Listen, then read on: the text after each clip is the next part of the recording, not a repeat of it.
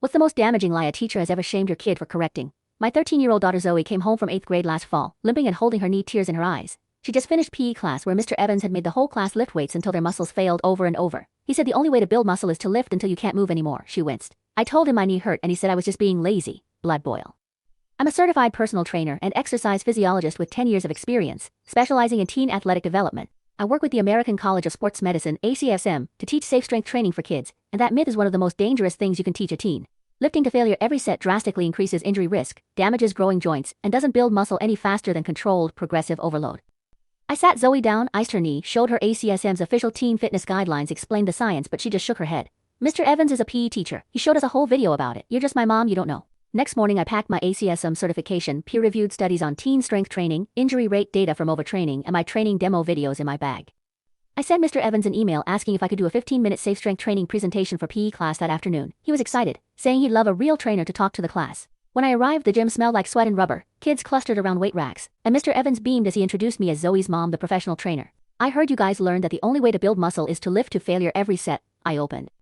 The whole class nodded, Mr. Evans' smile wide. I walked them through the ACSM guidelines, showed them stats on teen knee and back injuries from overtraining, pulled up the state's national PE standards, which explicitly require teaching safe, low-injury strength training for adolescents, and warned against lifting to failure for growing bodies. Mr. Evans' smile disappeared.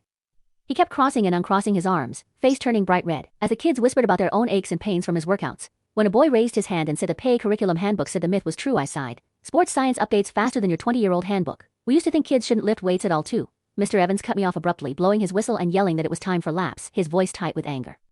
That night Zoe came home crying. Mr. Evans had given a pop PE theory quiz that afternoon with a question. What is the safest, most effective way to build muscle for teens? She wrote the ACSM's correct answer: controlled, progressive overload without lifting to failure, and he'd marked it wrong, giving her an F. He'd even pulled her aside after class and told her she'd be running extra laps for the rest of the week if she kept undermining his authority. I requested an emergency meeting with the principal the next day, bringing my ACSM materials, state PE standards, Zoe's quiz, and injury data from keen overtraining. Principal Walker listened carefully, then called in Mr. Evans. When confronted with the evidence, he snapped, I've been teaching PE for 24 years. I'm not changing my workouts because some trainer thinks she knows better than our curriculum. I snapped back. My daughter is scared to go to PE because she's being punished and shamed for knowing something that could keep her and her classmates from permanent joint damage. You're not teaching fitness, you're teaching kids to hurt themselves to avoid questioning your authority. Weeks later, the school updated their PE curriculum and strength training guidelines. Mr. Evans was required to attend ACSM-led professional development on teen athletic safety. On Zoe's next report card he wrote, excellent understanding of fitness safety.